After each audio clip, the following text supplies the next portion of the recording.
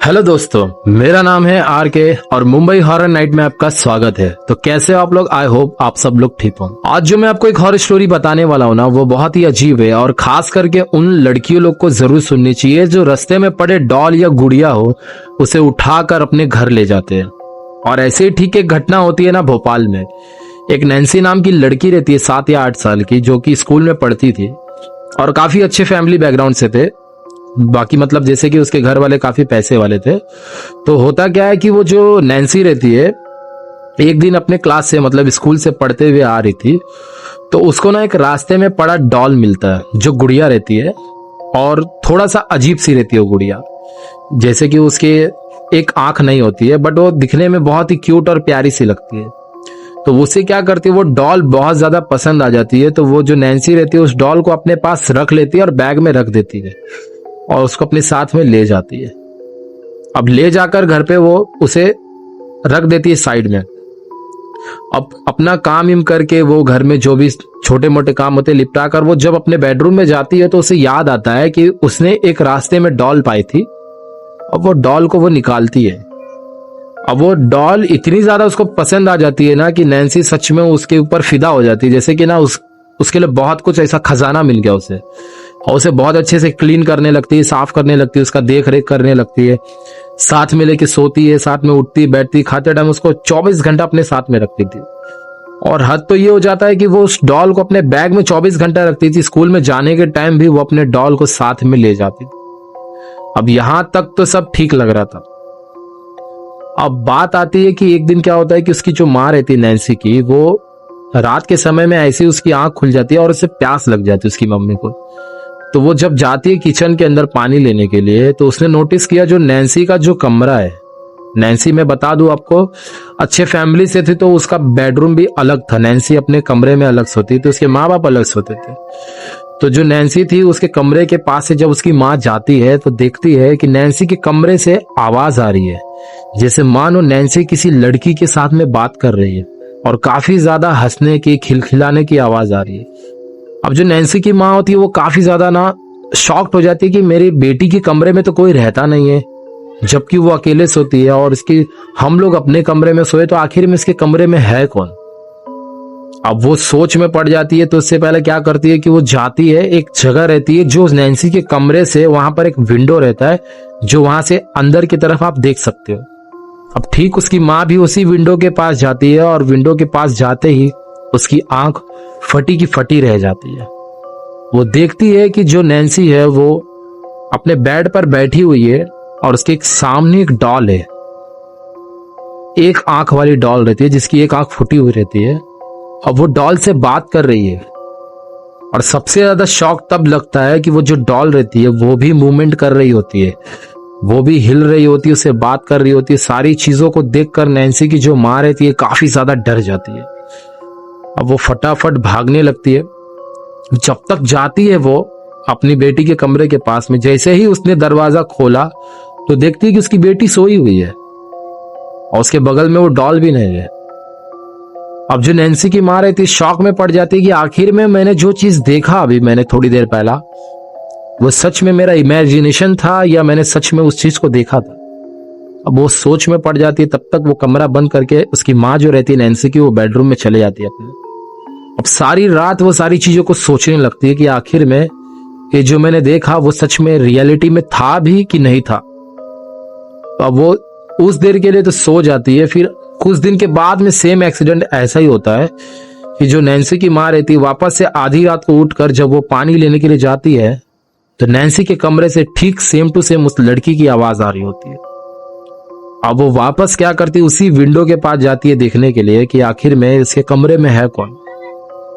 तो अब नैन्सी की माँ का जो शक था वो सच में हकीकत में बदल जाता है। देखती है कि उसकी बेटी जो है वो उसी गुड़िया से, डॉल से बातें कर रही है और काफी ज्यादा खुश लग रही है, जैसे मानो से बहुत ज्यादा खजाना मिल गया हो किसी चीज का।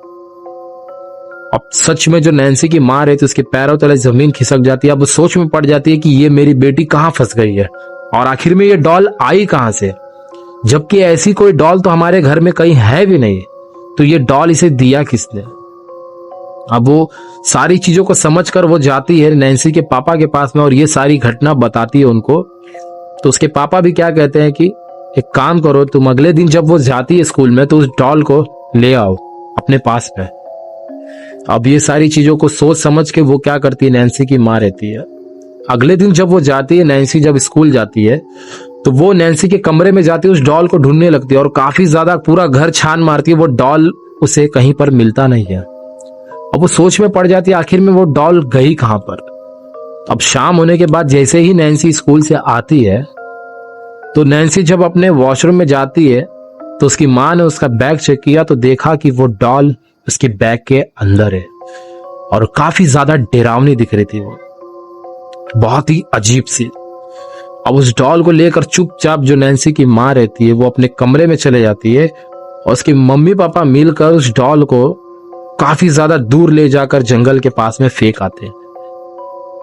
अब जैसे ही वो लोग आते हैं तो देखते हैं कि नैन्सी पूरा घर में उतम मचा के रखी हुई सारा चीज को यहाँ वहां फेंक रही है और जोर जोर से चिल्ला रही है कि मेरी डॉल गई कहां पर, अभी तो यहीं पर मेरे बैग में थी। और काफी ज्यादा चिल्लाने लगती, बहुत ही अजीब सा हरकत करने लगती है, जैसे मानो अभी वो डॉल उसे नहीं मिलेगा तो सच में वो मर जाएगी। उसके जो माँ बाप रहते हैं उसे कैसे भी समझा बुझा के कहते हैं कि शायद घर में ही कहीं होगा, गुम हो गया होगा, आपने कहीं रख दिया होगा या भूल गए होगे। और उसके पापा बहुत ही अच्छे से प्यार से उसे समझाकर उस समय के लिए उसे शांत कर देते और कहने लगते कि बेटा शायद आपने उस डॉल को स्कूल में तो नहीं छोड़ा है, अगर आप अपने बैग में रखते तो।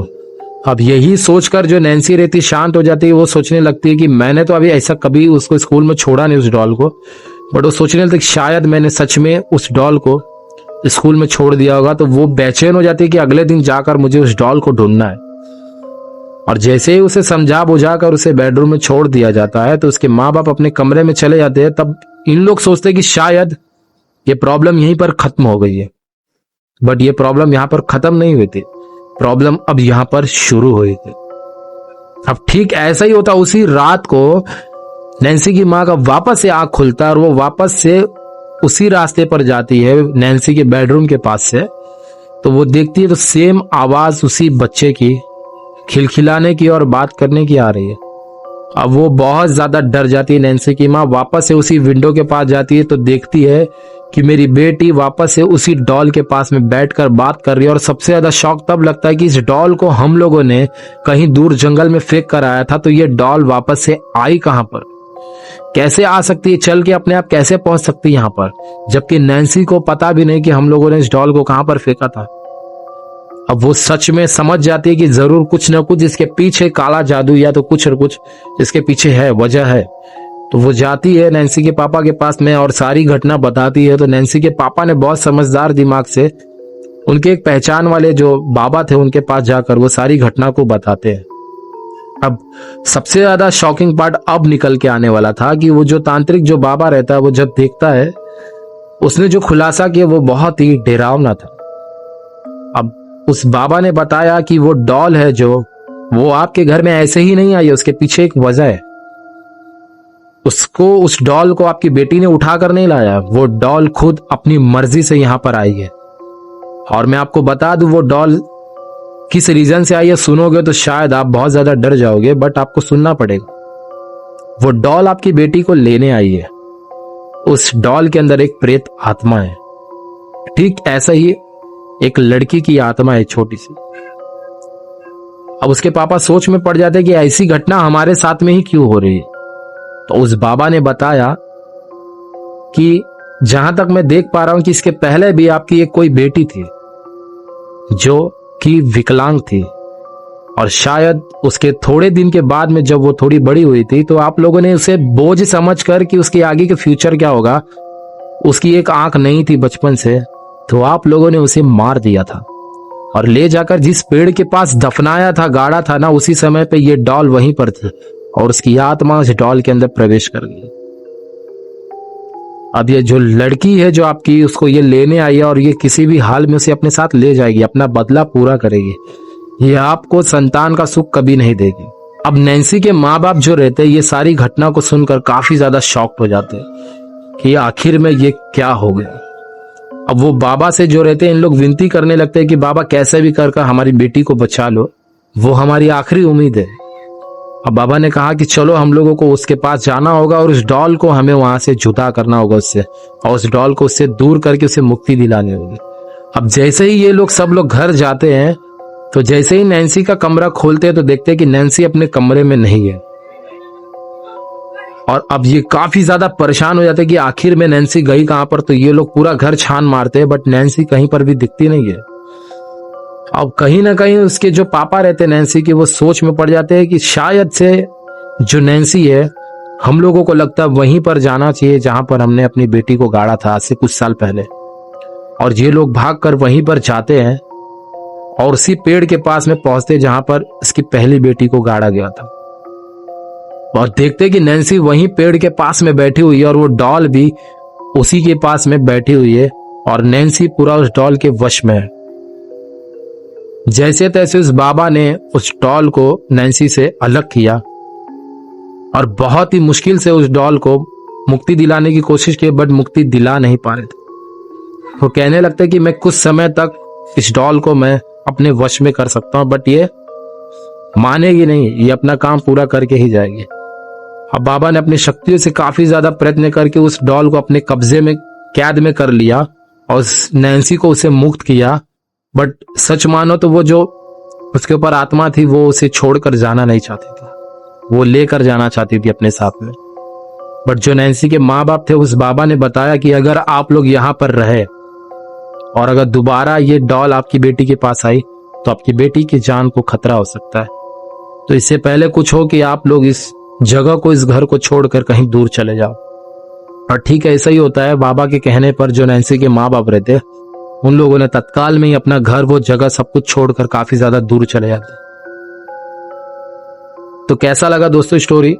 बस ये दोस्तों स्टोरी यहीं तक थी। कमेंट में जरूर बताना। मिलते हैं अगले पार्ट में।